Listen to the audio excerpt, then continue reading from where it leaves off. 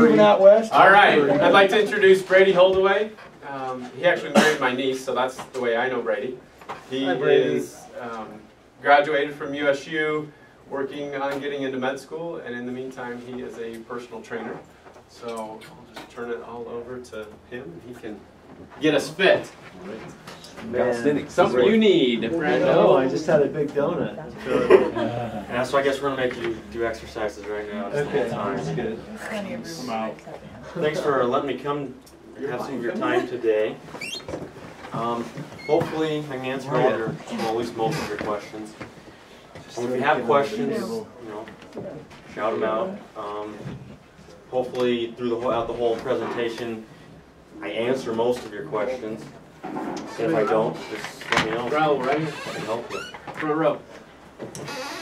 So, I've been doing this training for, let's see here, almost 3 years now. I worked at a gym for 2.5 years. I just started doing my own business here since November. And that's kind of how I got into this, by doing weightlifting at school. I played high school football, and obviously they want you to lift, so I found I liked that more than playing football in the end, so here I am. To get started, we're going to talk about nutrition. Wait a minute, which team did you play for? We got to know. Bear River. Okay, just curious. It's far enough away that it doesn't affect you. You don't know. We'd be on the state championship team of 03 and 04. Really? Yes. Very nice. I was thinking about Bear River. Box Elder's different. North. Very different. Very different. That's the rivalry, right? Because we played ball. So, That's cool. and I grew up here in Utah my whole life, so that's a little bit about me. What we're going to do then is we're going to talk about, start off with nutrition, because regardless of what you do with exercise, you have 24 hours in a day. Maybe if you're lucky, you're exercising an hour of the day, so there's 23 hours that are more accountable for what you're going to be doing for yourself than the hour of exercise. So with that, we're going to talk about what is a calorie. Can anyone tell me what the definition of a calorie is? Energy. Energy. A unit of energy would be exact. So, with that unit of energy, it also has a weight to it. And how you guys want to know of the weight is that 3,500 calories equals 1 pound of fat. So in order to burn 1 pound of fat, you've got to lose 3,500 calories. Say that again, 3,500 calories is 1 pound of fat? Yep. So, if in 7 days, if you want to lose 1 pound, you're going to have to be in a deficit of 500 calories every day. So you're going to have to, say you burn 2,500, you're going to have to eat 2,000 every day, and burn 2,500 every day just to lose 1 pound a week. So the people you see on Biggest Loser who are, losing 6 pounds, take 6 times by 35, there you go, that's how many calories, the calorie deficit they're in alone. And to be honest, most people are never going to accomplish what you see on shows like that. Oh, jeez. Unless, All right, I'm going there. unless you want to, go up to 400 pounds and then lose it. I mean, Yeah.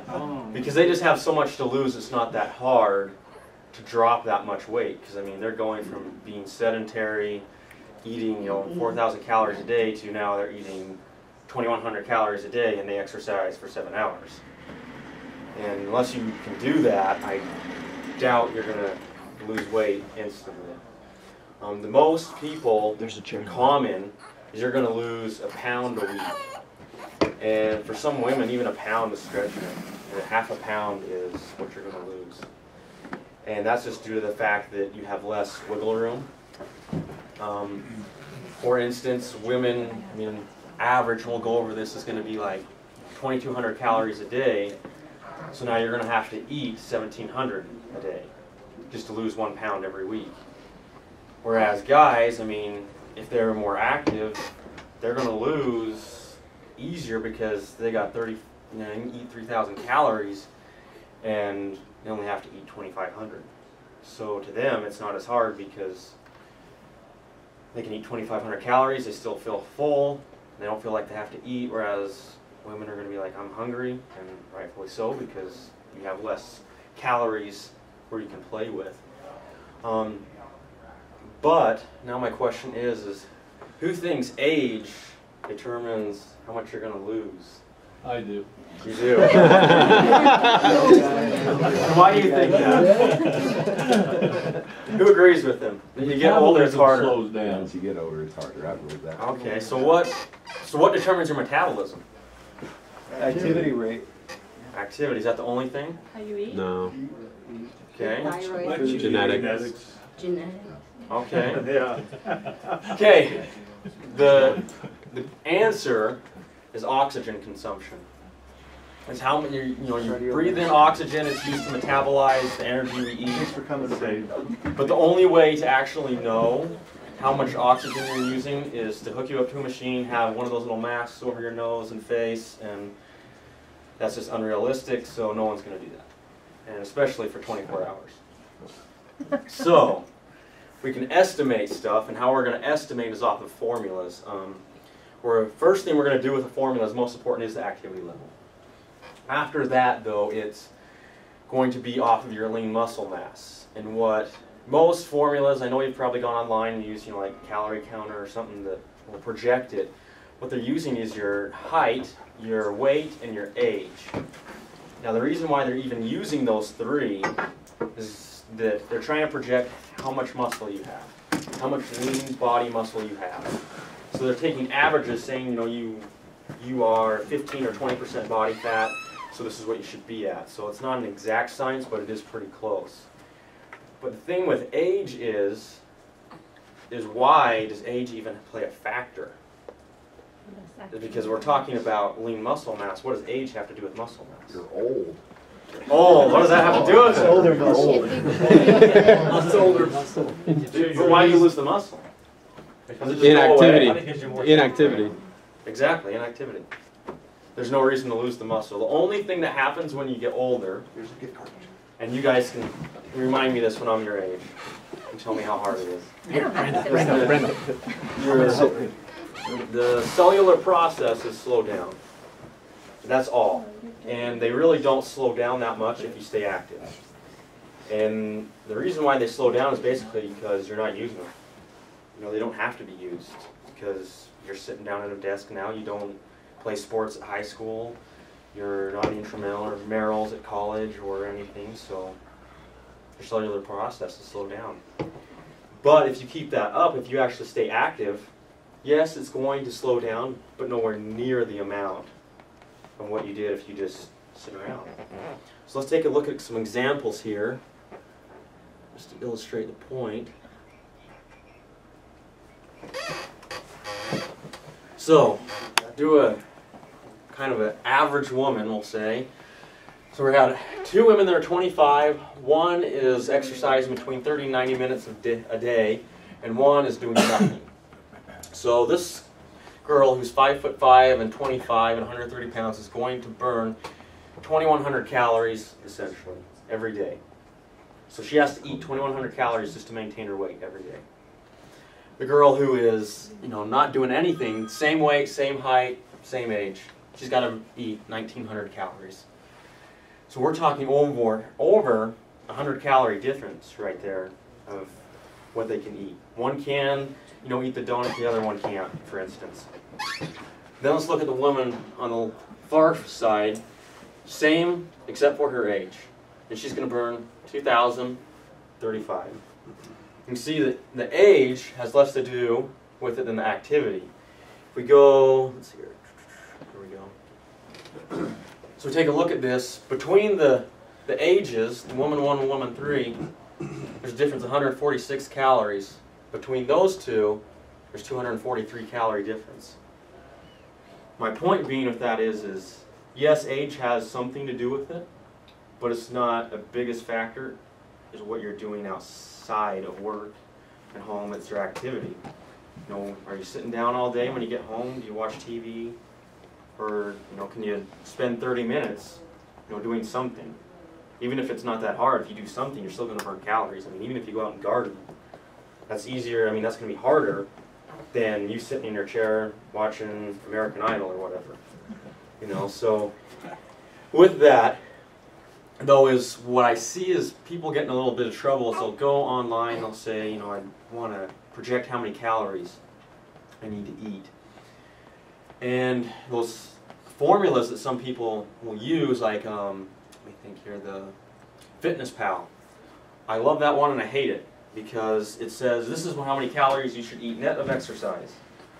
And the problem with that is people overestimate how hard their exercise is and how long it is.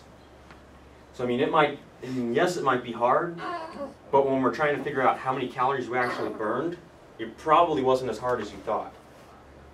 So what happens is you're still eating too many calories and you're not going to lose the weight. So some of the one I like to use personally is if you go to the Mayo Clinic. You can just Google it, just put Mayo Clinic calorie counter. And that will get you pretty darn close to what a dietitian can get you at. M-Y-O or M-I-O? M-A-Y-O. M-A-Y-O. Mayo. Mayo. With that, though, is how many people here track their calories every day? You notice I didn't raise my hand. There's no way you're getting me to do that. There's just not enough time. There's, you know, it's extra, you know, it's simple math, but at the same time you have to figure out, okay, I made a home cooked meal, I put, you know, 2 cups of flour in, I put this much sugar in. You have to go through and add that all up, and at the end you're like, you know, like, this took, you know, half an hour out of my day. I can't do this, you know, I've got kids to take care of, I gotta run the soccer. So, in my opinion, the best one to use is MyFitnessPal when you're projecting calories. And you can use, you can put in your own recipes, so you can calculate it out if it's a homemade recipe. You just have to go through and figure out, okay, I put in this many ingredients, this is how many calories are per ingredient. With that, though, you have to be careful because, like I said earlier, is they're going to tell you this is how many calories you need, like net of exercise. So they're going to say the more you exercise, the more you can eat, which technically is true. But like I said, most people are overestimating it. So what I like to use it for is you go to the Mayo Clinic's website, get how many calories you need, and then you just use MyFitnessPal to track and say, okay, this is how many calories I need. Because that formula has already taken into effect your exercise. So you don't have to worry about how hard you exercised or if you exercised more. You just need to worry about, this is bottom line, how much I have to eat. The other nice thing with that, the MyFitnessPal, is you can track essentially any nutrient or mineral you want on there. And it has a huge database, which, I mean, for a lot of them, that's the problem, is that, you know, you'll type in, for instance, there's one I used to work at the gym, was called DotFit. You type in something like a Pop-Tart and you got Eggo waffles popping up. It was horrible. This one seems to be pretty good at finding what you can type in. It's pretty quick. But what I recommend with doing that is count your calories 1-2 weeks. Don't count them every week. Like, it's not going to last. Find out, hey, this is what it's like to eat 2,000 calories. I kind of have an idea now of what I feel like. I feel full. I feel satisfied. This is how I should feel. I mean, if you're going to try to do it every week, that would be the exact science, but you're going to end up failing sometime. And otherwise, you guys would already be doing it, right? So, with that, though, we want to burn. How many people want to lose weight? Okay. Your hand didn't go up. So, Sorry. Darren wants to gain weight. you now want to lose weight, is what she's saying. 3,500 calories, Darren. 3,500 calories. So we got to be in a deficit of 3,500 calories every week.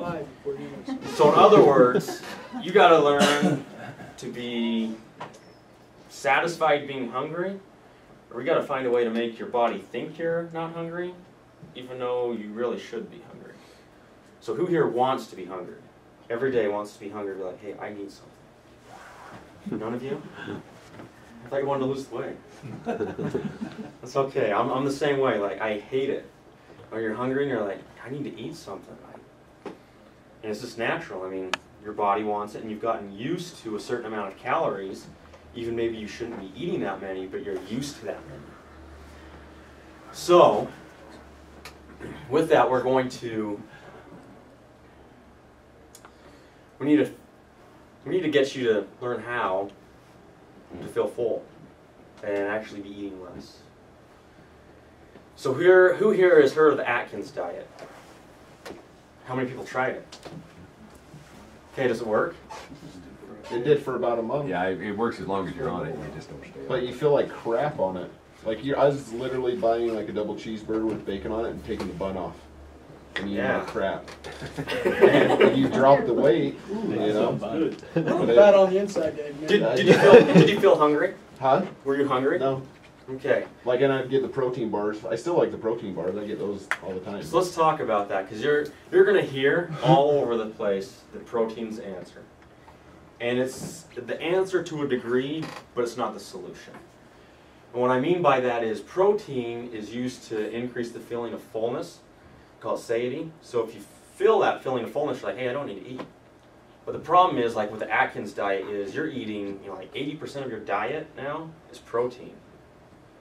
So what happens is, to break that protein down and use it for energy, it produces ketone bodies, which is a chemical you don't really care about, but you just need to know that your kidneys hate it.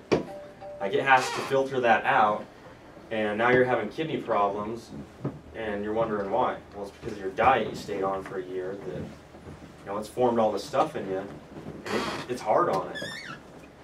I mean, we need to use protein for a factor, but we don't want it to be our go-to answer. Hey, just eat more protein. How much protein your diet should consist of is anywhere between 10 to 30%, 30 being the maximum. Of your weight? No, of the calories. So let's figure some of this stuff out. You can roll that up if you want.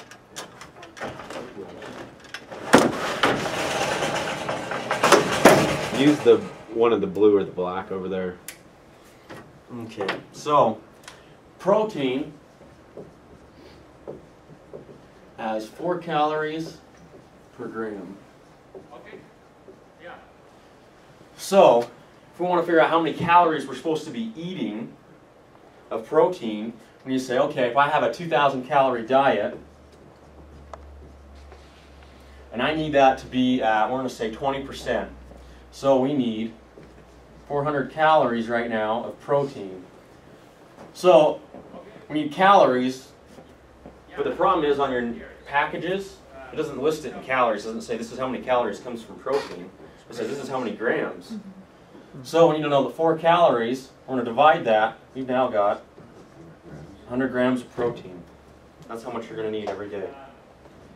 So, I mean, with MyFitnessPal, you can use that. It's going to project it for you. So it's an easy way to do it. I mean, if you want to track it on paper or whatever, you can figure out, hey, I just need 100 grams of protein. And for some people, that's what I have them do. It's just like, okay, you don't eat enough protein. Let's just track your protein for this week. Let's track how many grams of protein you get.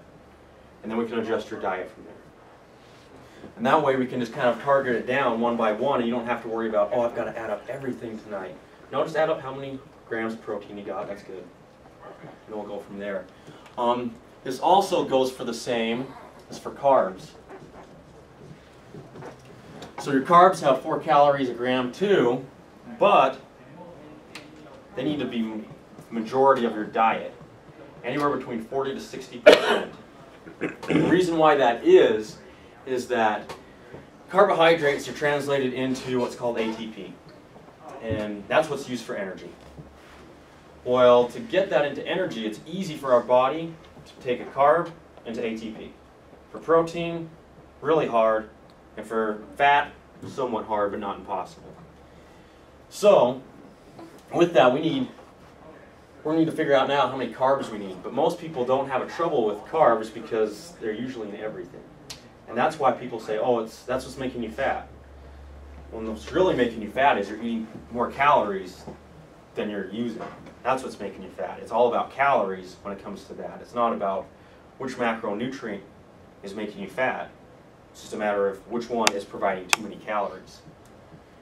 For instance, how many people here this morning ate ate pancakes or toast or waffles? What did you eat? Anything else besides it? Toast. That was it. Orange juice. Orange juice. Okay. Bacon. Bacon. Okay. So Protein. you got some protein, some fat. With your orange juice and the toast? And shredded wheat. Oh, shredded wheat. But it was sugared shredded wheat. Oh. Frosted. Those are called frosted mini. Frosted mini wheat. Actually, I'm going to tell you this right Fancy it now. up You're with doing shredded great. Hey, shredded wheat sounded Back good. in the 80s. No, I'll be honest. I eat frosted mini wheats. The shredded wheat, I'm sorry. That's like Frosted being a mini horse. That's wheat. depression. You got to have some flavor to this stuff, right? Otherwise, it's not going into you. So it was juice, that, and toast. Okay, and that actually is pretty good. But let's take the instance of you just had toast and orange juice, or you're running out the door, you grab Pop-Tart. Pop-Tart and orange juice. You had 2 grams of protein. That was it. You had all carbs. So it's not that carbs are bad for you. It's just a matter of that's all you're getting. We need to find a way to, get a protein in there every time you eat. Let's have something with more protein content in it. Now the question is, and I get asked this a lot, Bridget was actually asking me this right before, is, well, what do you do with eggs? Because you hear the eggs are bad for you, you hear the eggs are good for you, so what are they?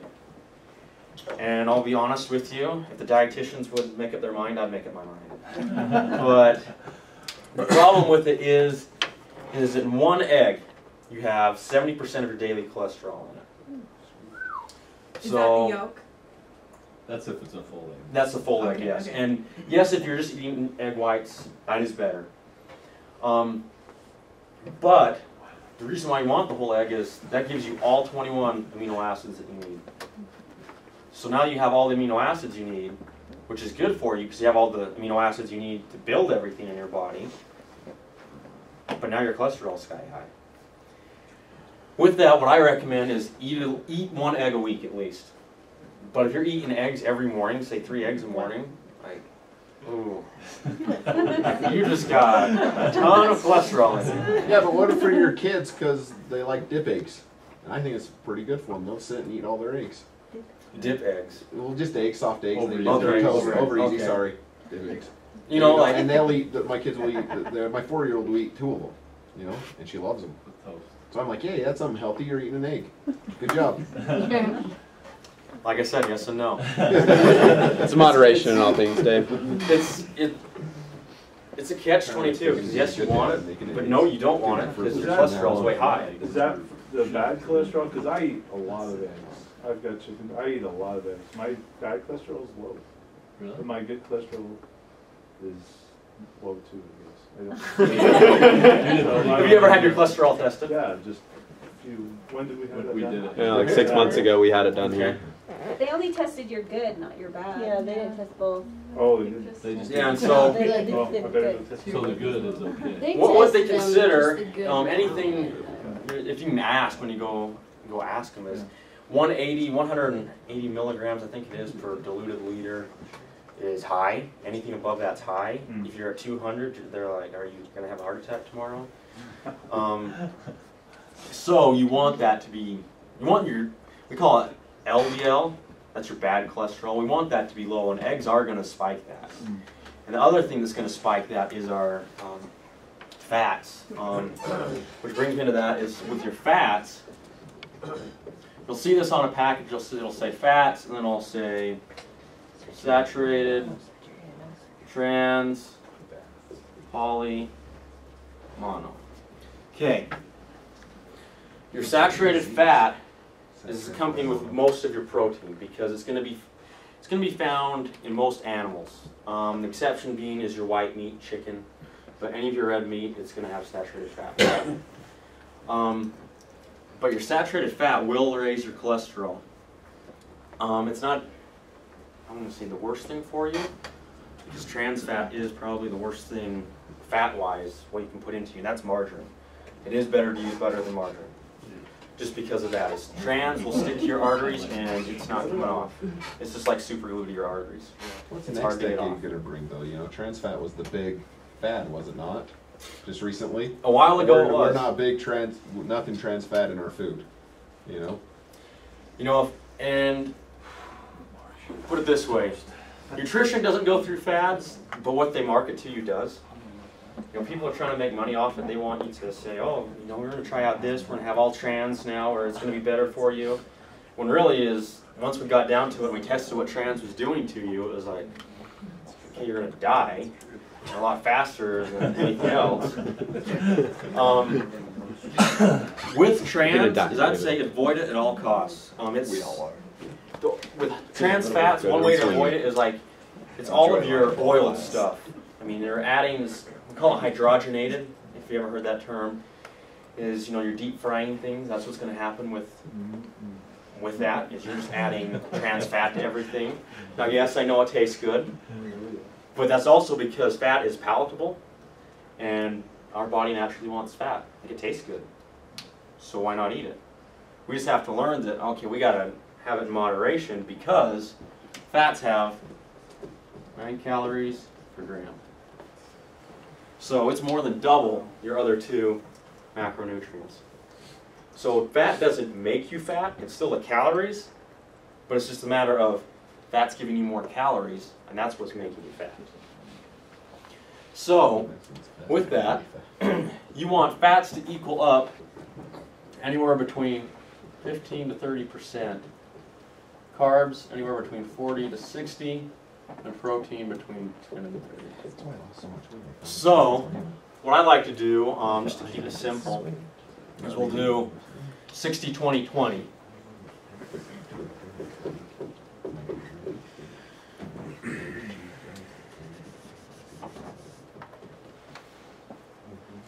And that way, it's just a good kind of balance out. So, let me explain a little bit more about with your carbs and your fats, because there's a little more to it than that. Remember, we want to keep ourselves full and satisfied, but actually not be satisfied calorie-wise. So, with your fats, you're not going to avoid all saturated fat. Your milk has it in it, but you know, skim milk obviously has the less. Get your lean ground beef. You don't want your, just the regular ground beef. You want the lean ground stuff. Cut out as much as you can, because saturated fat's going to raise your cholesterol as well. And these 2 fats are actually very good for you. Polyunsaturated fat will actually lower your cholesterol and raise your good cholesterol. Some things that have this is this is why they talk about fish. Is fish has it, your fish oils, avocados.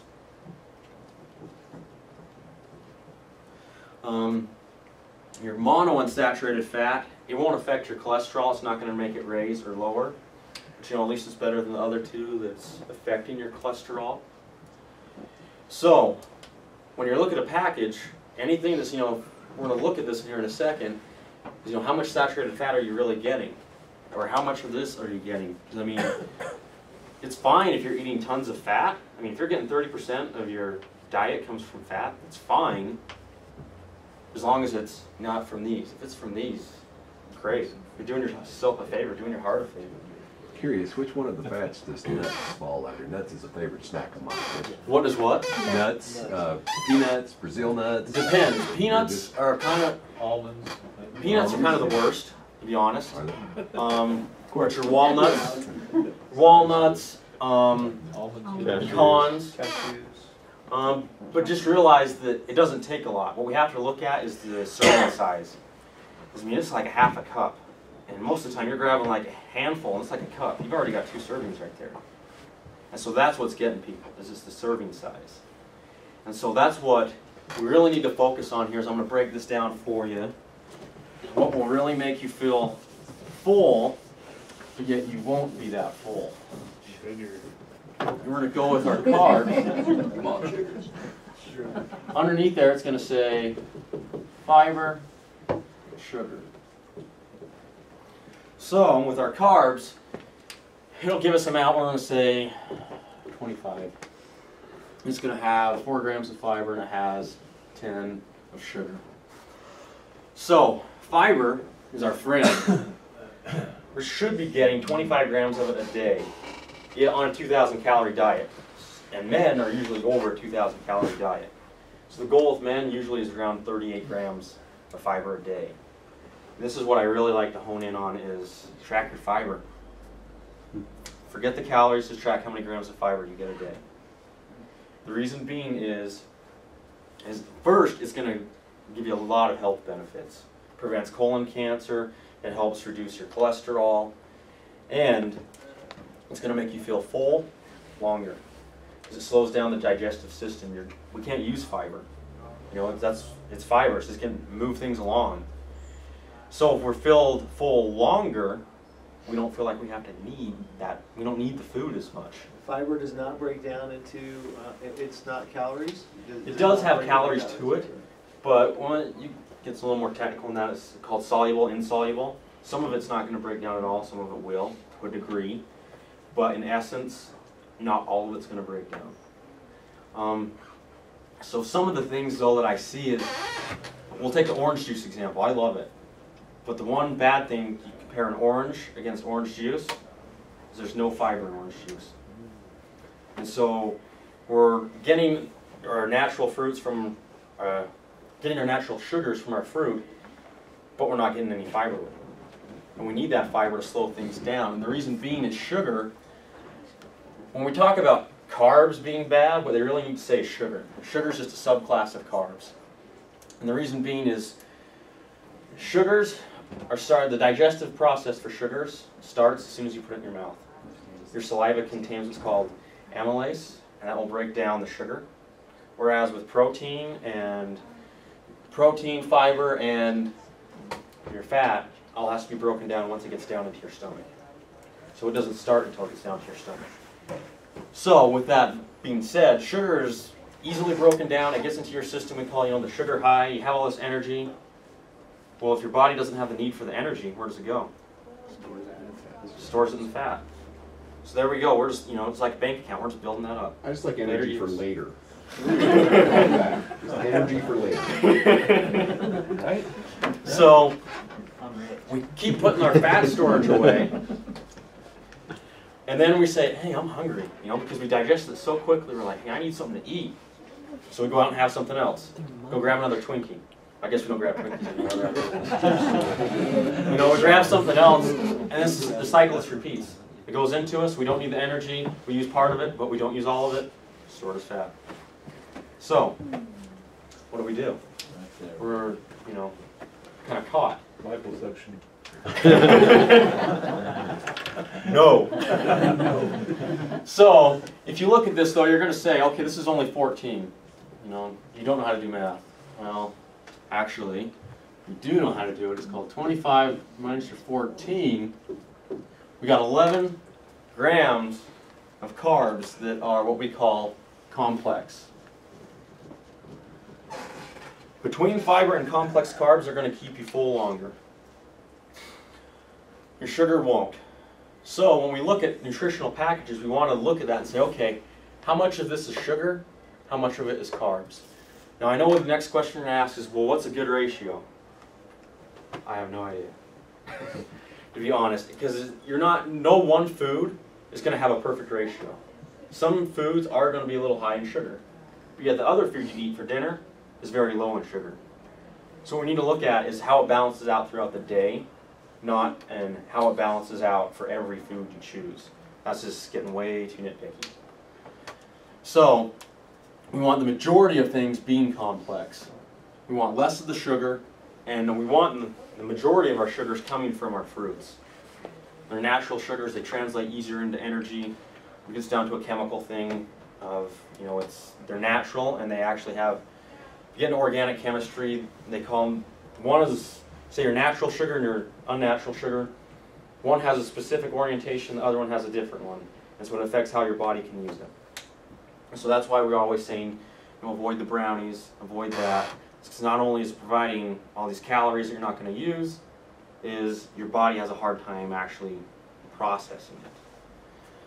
So, you guys feel comfortable to go out to the grocery store now and start picking some healthy foods? No? What else do you want to know? I would like actually some practicality, so give us some examples. Okay. So I'll let you guys decide. Let me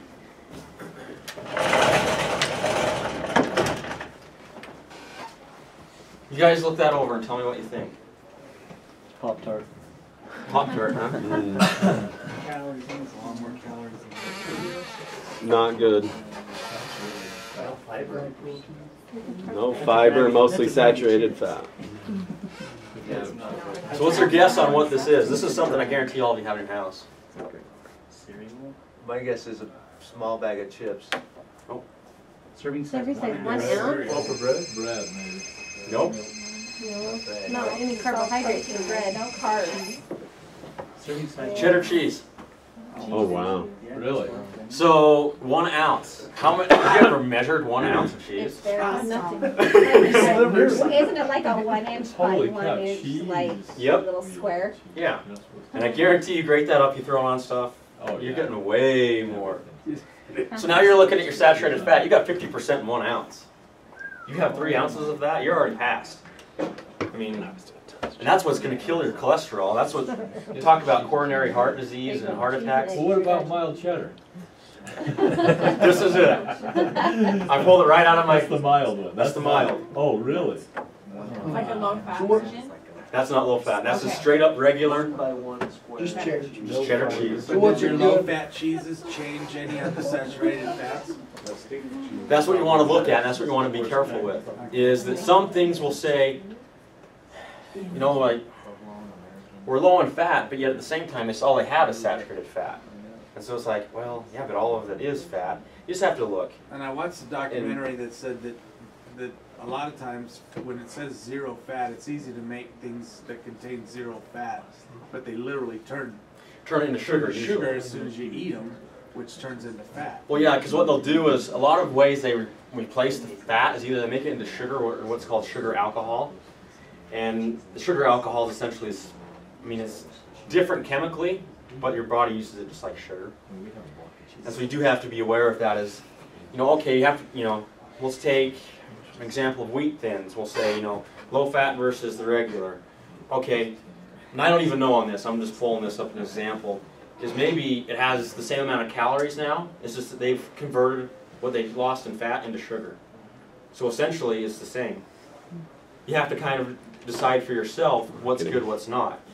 That's why you're here. You decide for me. Make a diet. Just Right at the list. go. Send it to the ground. That's the hardest part. You know what I Don't mean? you have a list of bad foods you just avoid? Well, we talked about the biggest one last time, remember? Avoid that aisle. Soda. Okay, that's actually, I was going to ask you guys, what do you guys remember from that? What shouldn't you do with soda? What do they tell you? Not drink it. Drink the real stuff, not the diet stuff. If you're going to do it. If you're going to do it, yeah. So apparently you didn't stop drinking soda. So, did they give you? I've got Did really they? Did they give you well any to tips with how to cut down? Drink water. Water. Consider it a dessert. Yes. Yeah. Well, but for most of you though, it's like that's like water to you. So what I suggest, and this goes for alcohol too. I mean, if you know someone, I don't know, if you're drinking anything with alcohol, this is the same rule I follow: is for every ounce of pop or alcohol, you got to drink that many ounces of water before you drink the pop. Okay, if you want to drink the pop, go ahead after that. Like, you're going to feel full. You're going to have a ton of water in you. And the big thing is with, you know, most of your drinks are caffeinated. Caffeine's going to actually dehydrate you.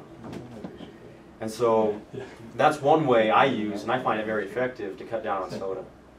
Just try using your water before. And that way, you know, if I had one guy who's like, he would go out after a play because he was an actor and be like, we got to drink, you know, like, that's what we do, is like just social drinking. And I'm like, okay, but a bottle of water in between every drink's not going to kill you, you know, like, you're there for the experience, not there for the drinks, right? And I mean, that's another one I didn't address, but I mean, alcohol has 7 calories per gram. So I mean, people who are drinking, there's a reason why it's called the beer gut. It's just going straight to your fat storage. It's so calorie dense. So, let's try another one here. Yeah. 1 bar, what is that? 1 bar, it's got to be a protein bar or something. No, that's just a standard granola bar. Look at the fiber though, that's good fiber. 10 sugar. But look at a ton of soda. It's got a dietary fiber. 4 grams. You got 1 bar. 10 grams of sugar. Like a fiber bar. So you guys, what do you guys rate this as? Good, bad, horrible? It's okay. 29 carbohydrates. But let's see how many complex carbs it has. Yeah, exactly. 10. It's almost 50% of all 3 subclasses of your It's like carbs. an Atkins bar. Who said fiber 1? We're spot on. It's a fiber bar. Fiber 1 bar. Go ahead and have a donut when you get back to your desk. Say, who brought the chocolate donuts up? Go ahead and have a fiber 1 bar and come back home. They're like, what? So actually, this is one of the things though I do recommend. I'm glad they've come out with this, the fiber brownies, the fiber 1 cookies. Like, not great, but I mean, if you're gonna treat yourself, get some fiber in there. Because we notice it has 10 sugars, but we're still getting 9 grams of fiber. I mean, that's 9 grams of the 25 you need just in one little bar. I mean, if you need a snack, let's go with something that's actually going to do something for you and keep you full for longer than this other stuff. What would a Snickers bar do in comparison? I'm just curious. I mean, What size? 235 calories in a Snickers bar. How about a salted nut roll? Look at the protein. Salted nut roll. Salted nut rolls may be a little more healthy. It make you What feel is good. it? Divinian? What's the stuff in the I middle think of you that? spelled Snickers wrong. Yeah. Snickers. Maybe I'm the only one that likes Snickers.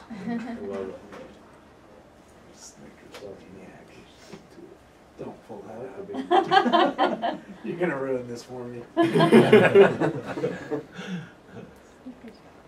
See, it has egg. Yum. That's for Easter. Which are good or bad for you? Nutrition It facts. doesn't have eggs, it's shaped like an egg.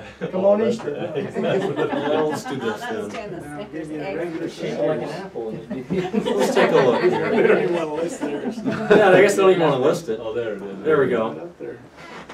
Ooh. So what do you 5 think? grams of That's a mini saturated one. fats, 25% of what you need. No, that's just a mini. That's That's a a mini mini one. one. Yeah, that's That's a. just the little one, right? Yeah. How much fiber are we getting too? 1 gram. Wow. One. There you go. And no complex carbs. It's all sugar. So it's not going to slow down your digestion. Yeah, there's 0 complex carbs in that too, right? Yeah. So your digestion system's not slowing down to process this. And the reason why that's so important is, you know, your digestion system slows down. It's going to span your energy out for the next 4 hours because you're eating lunch, and you're eating breakfast, lunch, dinner. You got how many hours in between there? You got to have something to last. Which brings up another thing: is how many times a day should we eat? 6. What is it? Twice. Twice? Yeah. Lots of little. Glorious. One big meal. One meal a day, according to how, what's that guy's name? He's like 78. Actually, it's 5 to 6 times a day. Awesome. So this is how you can do it. So. Footlong sub 5 times a day. So we're not saying 5 to 6 meals. If you're doing that, you're definitely going to do the opposite of what you want. So one way I like to do it is you'll do your 3, you know, breakfast, lunch, dinner. But we're just going to cut down the portion sizes a little bit. And then in between there, we're going to have something like an apple or a fiber 1 bar. Maybe we have both. That way it's going to spread it out a little bit longer. Because what happens is you eat those sugars for breakfast. You had your toast and your orange juice. Okay, it's all sugar. It's been digested. You've now got 2 more hours before lunch. You're hungry. You know, like your digestive system's ran out of stuff to do, basically, and you feel that hunger. So let's slow it down, and so it keeps lasting. And if we keep just putting a little bit in at a time, we can actually make it throughout the day. It's kind of like, think about your bank account. Who here likes to have a really big purchase and just watch all the money plummet? Or would you rather just have, you know, just a little, few expenses here, just a little bit at a time? You know, me personally, I don't like the big expenses. I hate seeing my bank account drop down to 0. It's the same thing with your body. Let's do another one here. On the orange juice, is it better to have the pulp? Does that give you the fiber? Some of them Is that what do. changes it? Some of them do. You just have to look on each one. Breast. Chicken. 1 breast. Where from? It's probably like Tyson's chicken or something. No, right? chicken. The Look breast. at Probably the real food. So This comes from a There you fast go, food KFC. place. Yeah. Saturated fat. This is just the regular one breast, one chicken breast, the original recipe. Oh, they're so good. You have 50% of your Where saturated are your fat. calories coming All from? that tough chicken. Okay, so let's. Because you've got the fat, Wow, that's a sodium. but Okay. only 5 grams of saturated. So we got 21 grams times by 9. So you eat two of So what if you just eat the We've skin got- and the fried stuff and not the But chicken? that has We got 11 total. protein all the- all after 11 the day, but you only got calories. 710 calories. Isn't that the best part? What was that? To feel full, it has 11 complex. Yes. See, what my point with this is saying is there's, like I said, there is no perfect food. You're not going to say that, oh, I'm just going to go eat this, and I'm going to eat this every day. Like, unless you want to live off of supplements that chemists have figured out, I mean, which personally I don't like liquid diets, but you can go for it. Is, we're going to have to say, okay, I can afford to do this, but the rest of the day I have to watch my saturated fat. I have to make sure I'm getting other things in here besides just my protein and just my fat. I've got to get something with some carbs. I got to get some fiber in me. So have a salad with it. Now the total fat doesn't equal saturated fat though. No, so your total fat, and there's not all fat fits into these 4 subcategories. And so you're just going to take 5 minus your 21. So you got 16 grams of other fat. It's the we're good gonna one, say. right? It doesn't fit into any of these others, so it's just kind of, It's not good. we just call it regular So fat. you're gonna assume it's bad. Yeah, it's going to raise your bad cholesterol. It's not good. So is some of that 16 but- some of the good fat though, or it's all? The only good fat you want in you are these two. Okay. But here's my question with this: is should we totally eliminate fat from our diet? No. No. What does it do for us? Gives us energy. Well, besides, like seriously, what does it do for our body? What's its main role? Protects your organs. Some of it good. Okay, it actually Tastes good in my mouth. is your, like the hormones, whatever, there's tons of hormones we have, is that most of them are fat soluble, and meaning that they're not soluble in water, they're soluble in fat. And so your fat will actually transport a lot of your hormones throughout your body, whereas the plasma in your body can't. So without that fat in there, you're going to be a mess too. You're going to end up seeing an endocrinologist because you have horrible problems. So talk real fat, like the fat on a steak. Like you actually have a gristle of fat. Is that good for you? Heavens no. We'll see. That's like real What would fat. that be? That's And why would you recycling. eat that? I said, Gristle on that, most of that's going to fit into Yeah. Who's gonna cut it out of you to really recycle it? I wish I would have brought this with us. Because I've been in human cadaver labs. I mean, the fat you see on a steak or something, you cut through someone's abdomen, and you look like, I'm not kidding. You can find people who just got a layer just like that. And it's I think just- that it's the video same. last time did a pretty good job. Yeah. They show you that. The one of the 2-liter bottle of fat or whatever. yeah, that was gross. Like they were drinking fat It's because of the soda pop. Yeah, it's pretty gross. it is pretty gross. So, what do you guys rate this as? Decent. Tasty. Alright. We rate this as There we go. I'd say once in a while. Here's the thing: is people are going to say, "Well, what shouldn't I eat?" I'll be honest. I eat a donut. I go out to KFC eventually. Like, we're still supposed to enjoy life. We just have to learn how to keep it in perspective. We're gonna end up having those birthday parties where we've got soda pop and cake, but we've got to, I'm only gonna have the cake. I'm not gonna have the soda pop with it. Or maybe I'm going to have both, but now, okay, at dinner I'm eating a salad. And we just have to learn how to regulate it out. That's got to be the problem here is it's got to be portions, because I could eat a bunch of those. Nobody eats just one day. You go for lunch today, you're going to take a bucket, half the bucket's gone. Half a bucket. Dave's a full bucket type of guy. Don't give up half. What's your question? So most of us, when you go out there to go out to eat, get something to eat, you go up to wherever you're going, Wendy's, McDonald's, whatever, you still have a number one, medium size. How bad are, do you have something on stuff like that? What, a burger? You can Google it. They're all out there. That's got to be way worse than this. It's like, 2,500 calories just that meal. I'm going to let you guys do that so you can make your own decisions on it. is, you know, you're going to go out to eat. You know, there's going to be times you're rushed for time and you're going to do it anyway. Nice advisor. Is that That's why we're Google it. Honestly, like most people have their nutrition facts out there, and if you go to a restaurant, most of them, if you ask for it, can provide it to you. Just say, hey, I want to see your nutrition facts of all the things on your menu.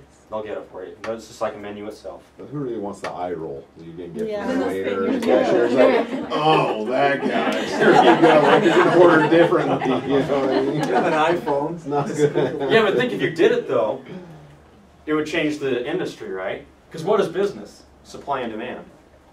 If there's demand for healthy food, business has got to conform to it.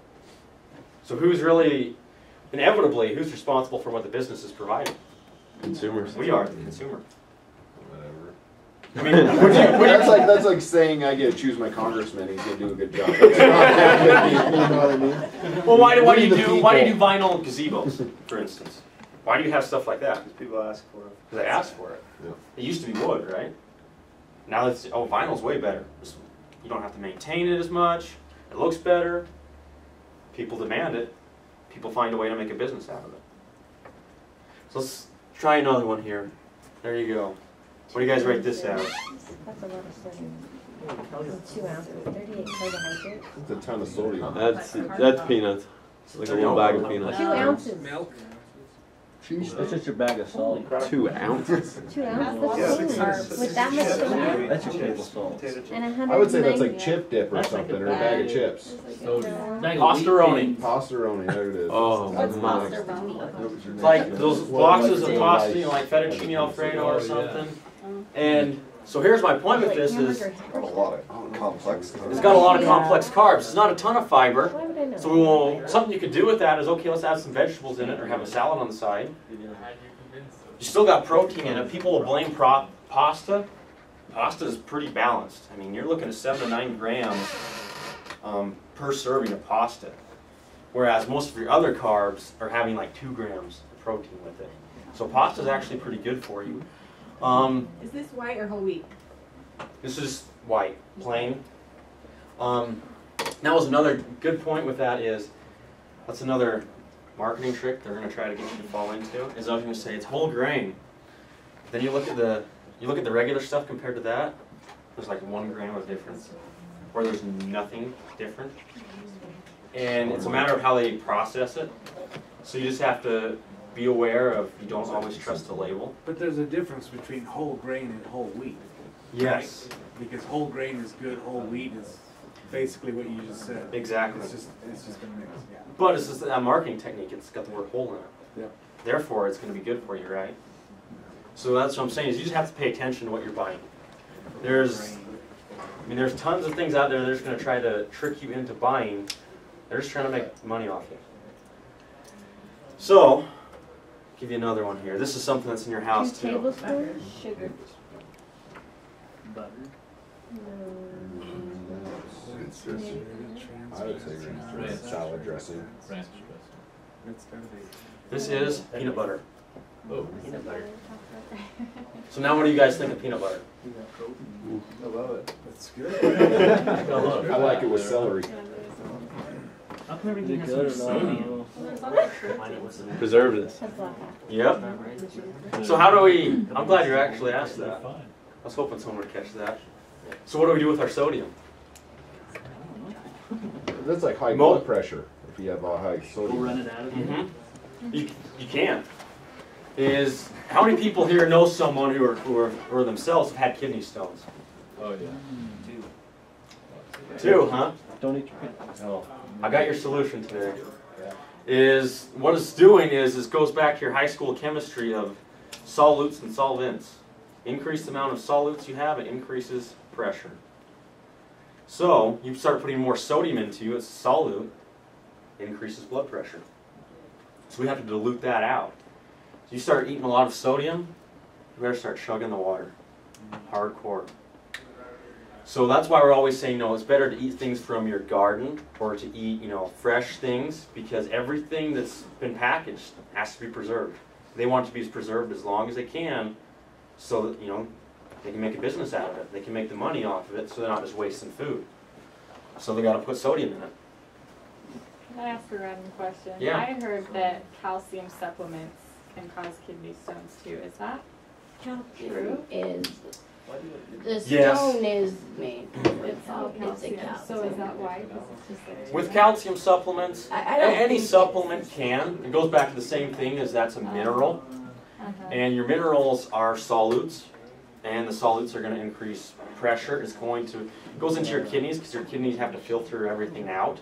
It goes into your kidneys, it's trying to filter things out. And so what it does is it kind of just deposits it. So it's filtering things out. It says, okay, I've got this little molecule of calcium I have too much of. I get more of it, I just keep depositing it. Pretty soon you have this little stone in your kidney that you've got to pass out. So that is something to be aware of, that yes, you want to get supplements. I'd say, you know, most of you probably should be on a multivitamin. But the fact is, if you just go out and buy whatever multivitamin, you have to look, because some of those are like 1,000% of what you need. I mean, are you going to eat the rest of the day? I mean, do you plan on eating anything with calcium the whole day? So you have to be aware of those types of things when you're choosing stuff So you're like saying that. you can get too much. Yes. And so that's another concern, though, with using supplements is, for instance, say fiber supplements. We all know we need it, so our food doesn't have it. Let's put fiber in it. Let's get Metamucil or something. Well, that's great, except for, you know, now we say we increased your dietary fiber in your diet because we started eating better. You're getting 25 grams a day, and you have Metamucil still on top of that. You have like 50 grams of fiber in you. Okay, you feel full, but your stomach hates you, like, because it can't digest it. I mean, it's just rumbling around. It's horrible. You feel horrible. So I mean, yes, you can get. It goes back to the thing of moderation of all things. You know, if you overdo it, it's going to be just as bad as underdoing it. Let's give you one more example here. This is something you guys probably have in your cupboards too. Doesn't give you a serving size. So like wheat thins? I didn't give you a serving size because I didn't want you to. You don't want to give it away. Yeah. It's chips. No, look, it's only 1 gram of fat. I told you this big. Basically low on everything. Yeah. The soda is 210. Wheaties. What? Wheaties. Do they make Wheaties anymore? Yeah. Breakfast at Champions, Dave. Come on. Apparently, I guess we don't really have this anymore. Get rid of your dip eggs, bro. Fruit Loops and So- dip eggs. You know, you'll go to the store and compare this. Go compare it against most of your other cereals. Most of them are all going to be sugar. But your Fiber One cereal, your Frosted Mini Wheats, that's going to have a lot of fiber into it. It's going to have a lot of complex carbs. Whereas your Fruit Loops, Raisin Bran. yes and no. I mean, I'm not going to give you an answer with everything, because I want you to go look. Right. So I mean, yes, Raisin Bran is going to have a good amount of fiber in it. It's going to have a little bit of sugar. It's not going to be, I'm gonna rate it as moderate. It's not bad. It's not great. But okay. Well, how much sugar should we have? That has 4 grams right there. Sugar. As little amount as you can. You want as most as you can from fruit. I know that's not a specific answer for you, but I hate to give a specific on it because it can vary so much. Is essentially what it comes down to is just the calories. You know, I mean, you could eat. You guys have heard of people, who've done like the Twinkie diet, lost weight eating Twinkies, or nothing but Twinkies. Well, yeah, because they're still below their calorie intake, even though their fat and sugar intake's horrible. You can still do it. I've never heard of the Twinkie diet. You've never heard of it, huh? Why did you post this when I was Really? So, just again, no. It's a good thing they went out of business for you. Twinkie diet. The average person eats 22 teaspoons of sugar, 150 pounds a year. So my point with it is you take a look at it and gradually phase it out. I know everyone here is going to be like, well, I'm going to go home, I'm going to do great, I'm going to change myself today. No, you're not. You got how many years of doing this? You're going to go home and change just like that for, what, a day, a week? It doesn't happen. It's just like with anything. You just gotta, like, if someone who smokes, they gotta gradually come off it. Cold turkey's hard for people. You know, so if you're eating 5 cookies a day, let's cut it down to 2. Let's gradually phase it out. You know, like, we don't have to go home and say, okay, I'm getting rid of all my sugar. You're gonna get rid of all your sugar, you're gonna hate yourself. Like, you are going to hate life. So you guys have any other questions with nutrition? You guys feel confident you can go out and make a good decision now? Or at least more of an educated decision about what you're buying? Okay.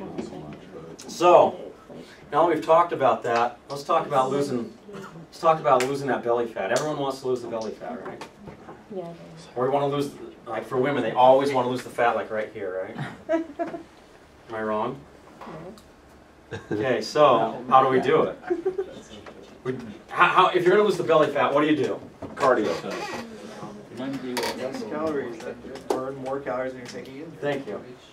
We call it what's called the spot reduction theory, meaning we're trying to reduce one spot. It doesn't work. Like, people keep trying, it's just the same principles. They're like, oh, do this or eat this, it's going to reduce belly fat. No, it's not. Everyone is different in that sense. Science so far does not have an answer to where and to how much your body's going to use fat. Men store it more in the abdomen, women put it more on the hips. It's just kind of how it is. You know, if you have a question, ask God. I'm not really sure. Because, you know, it just goes back to the calories in versus calories out. What will happen is when they did this study, they used a tennis player. They had him for 6 weeks, measured his arm, took a fat analysis of the fat in his arm, then they gave him a heavier racket. So he's going to exercise more. Using that heavier racket after 6 weeks, the muscle tone had increased, but all the fat was still there. It was just spread over a greater area. So, I mean, I see it all the time. You go to the gym and women are on the treadmills or other, and then they go do sit-ups, and they're doing tons of sit-ups and tons of crunches. Why? I mean, yes, you want to strengthen the muscle, but it's not losing the fat right there. It's all about calories in versus calories out. And you just got to be patient, and when your body takes it off a certain spot, it takes it off. Is it true that your body loses weight from the head down or the toes up? Like works itself, and so that's your core, and that's the hardest part to lose it at? No. I've heard this more than once. Dave, your head is looking much smaller lately. The honest answer, it will vary for every person. You've heard it too, huh? It'll vary for every person. See? You jerks make fun of me, but he's heard it too. Okay, so let's talk about, I'm going to give you guys another example. Something hopefully you guys can relate to, because we're going to talk about the fad diets. I know you guys have all heard of the fad diets. I'm going to relate it to your mortgage. So, you guys know finances. Who here are you going to give a loan to? You're the mortgage guy at the bank. Between these two people, who gets the mortgage? Why? Less risk. Less risk, right? This person's probably going to have a hard time paying that back, right? I mean, maybe they can, but it's going to be hard. So what we're going to do is the same thing with our bodies. We start doing these 1,000-calorie diets, or the Atkins diet, or the HCG diet, and you're eating 500 calories or 1,000 calories. Same principle.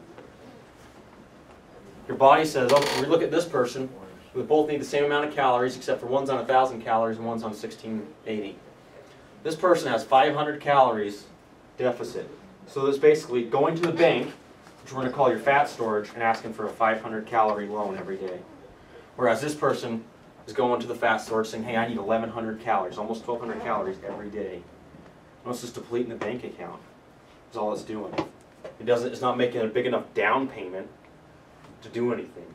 So what ends up happening is in the end, your body will lose the weight, but almost 90% of it's water. It goes back to that, it's osmosis.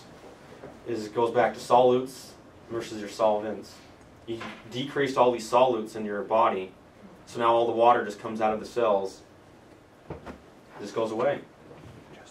85% of people who lose 85% of the people who go on those end up gaining all the weight back and actually exceed their pre-weight. So that's kind of a gist of what you need to know with that. How are we doing on time? Probably 10 more minutes. Okay. So, why should we exercise? Other than calories, does it do anything for us? Makes you feel good. Feel better. Here's just a few of them. As you know, you're going to get better sleep, reduce your chances of basically all diseases. What's wrong with this fence? Vital Industries put it in. What's wrong with this fence? Seriously, is the customer going to be happy? It's incomplete. It's incomplete, right? My point with this is form equals function. You know, it's supposed to have a form for specific function to give the person privacy. You know, keep things out and keep things in.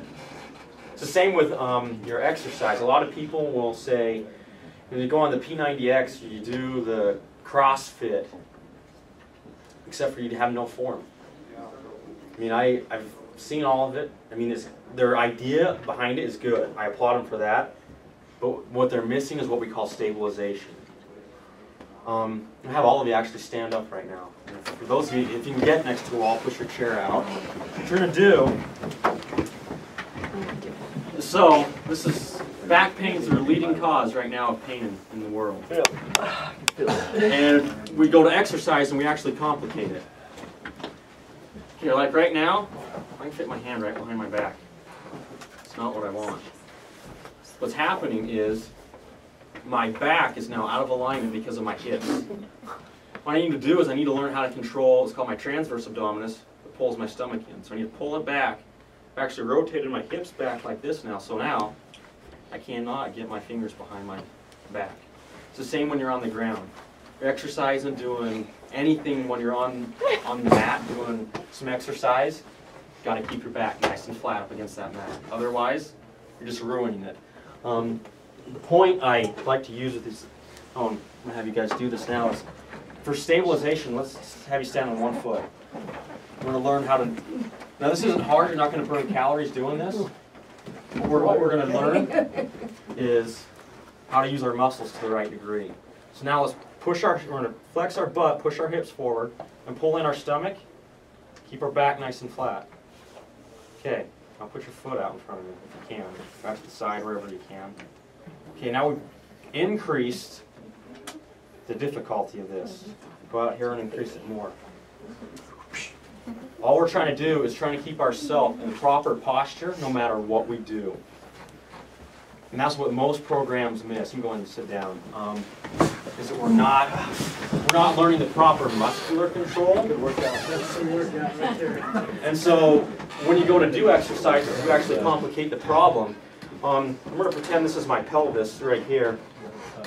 With this is my pelvis is, and this even happens with me, because I'm trying to correct it now because of all the things they taught me in high school. Oh, you do this, and I find out that, well, now my hips are way out of whack because I did all of that. Did what you do when you lift.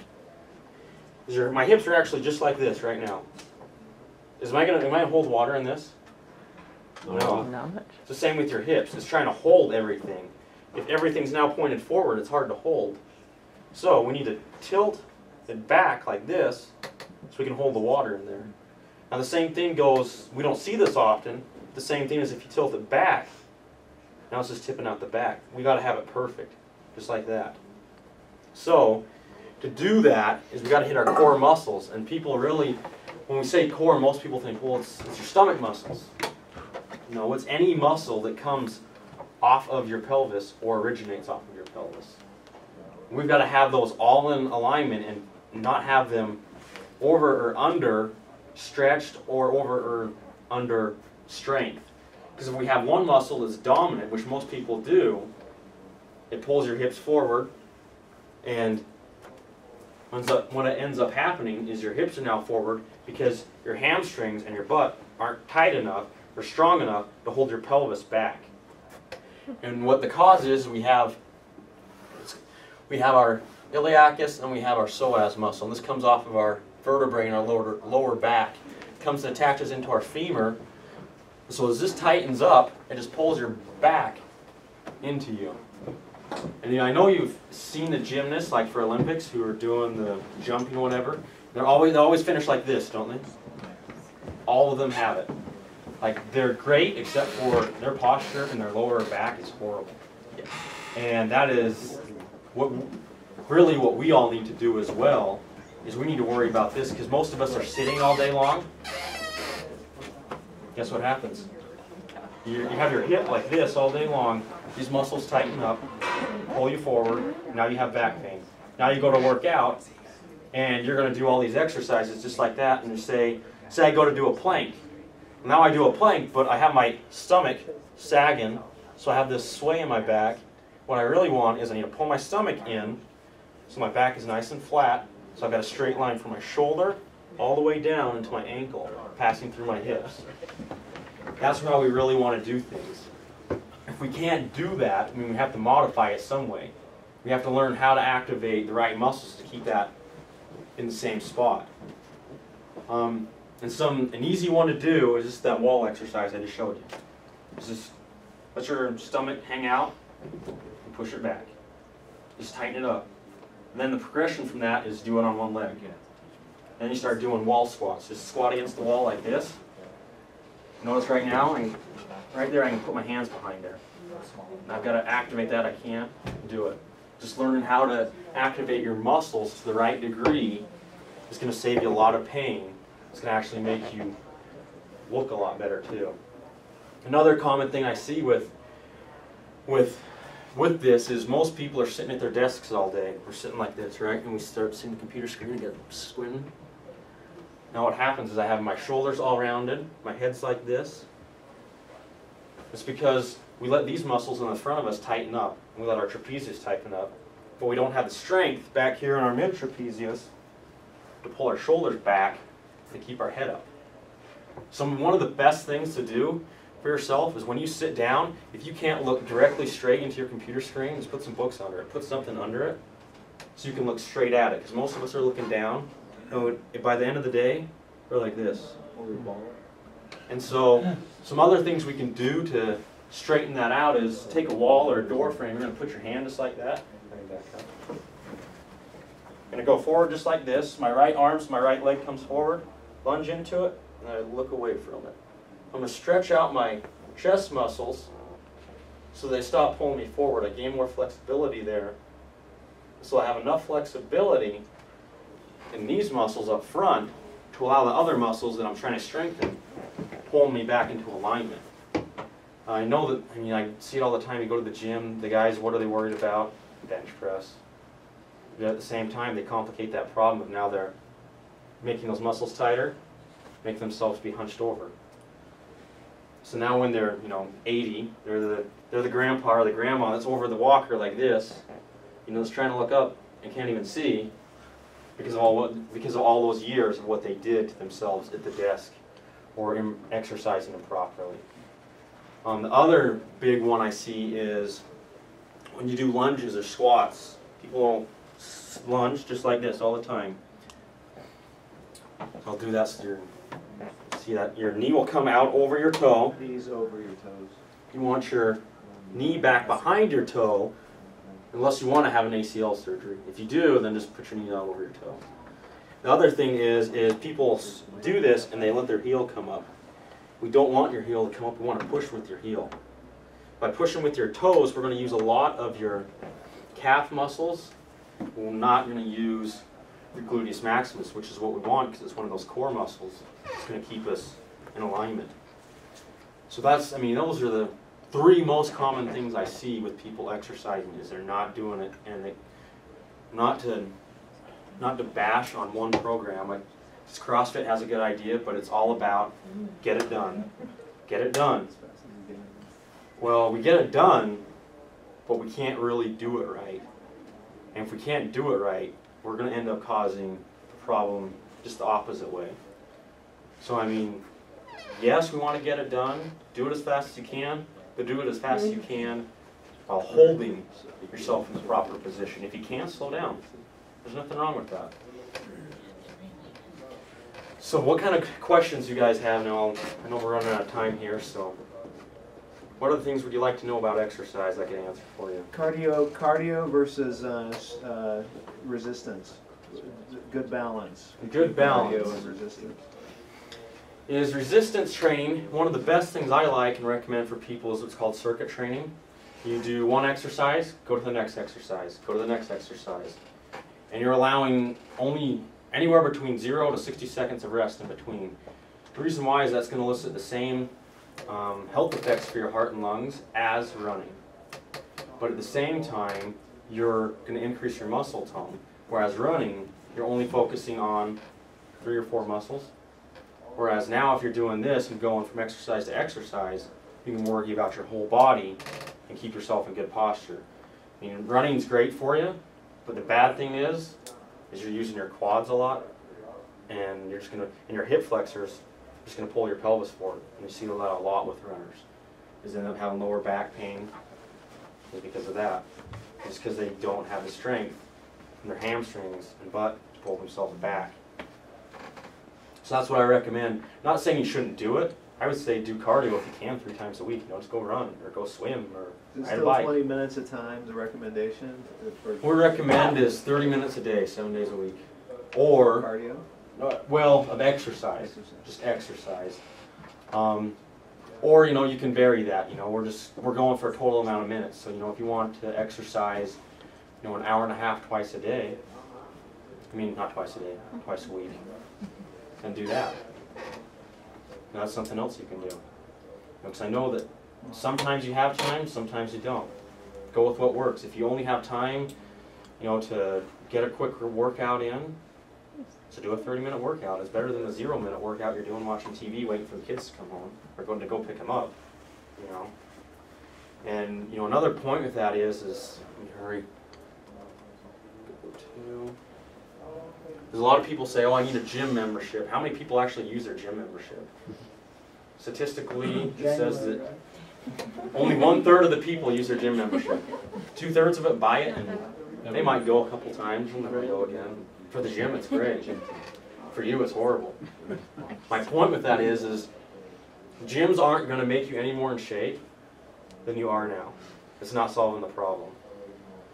I mean, if you want to buy some stuff at home, you know, you're looking. Most of this is cheaper than a gym membership. There's a couple of gyms that you can get out there for cheaper. But we're looking at, that's only a one-time fee. Whereas a gym, you're going to keep paying every month for the rest of your life. What's a foam roller?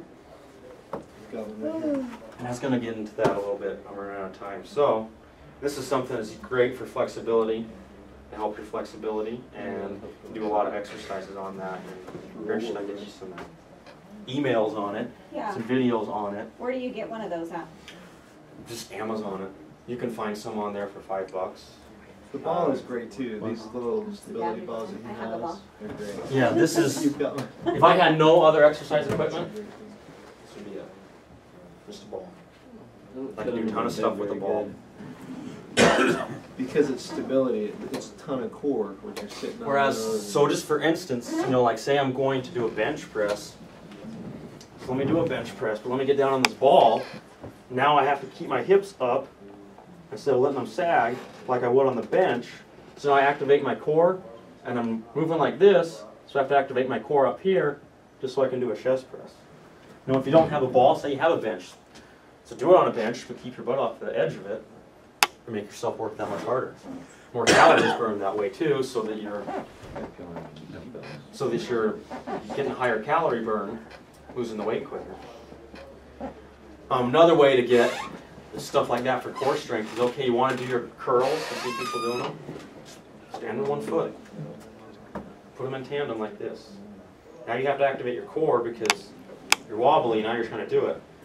Or now we're going to once you get past that point, we'll do side raise and a curl.